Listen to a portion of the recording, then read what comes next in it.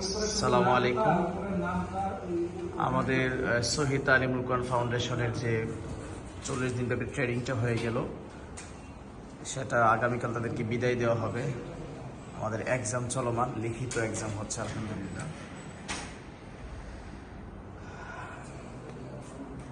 এই যে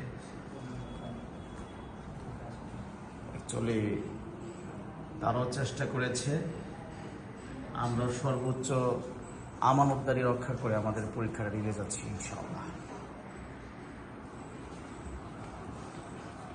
আমরা চিন্তা করি শুধুমাত্র একটা পরীক্ষাতে সার্টিফিকেট হোক, বিষয়টা তা না। যোগ্য টিচার হচ্ছে কিনা বা তার মধ্যে যোগ্যতা আছে কিনা সেটা যাচাই করার জন্য আমরা লিখিত পরীক্ষা নিচ্ছি আলহামদুলিল্লাহ।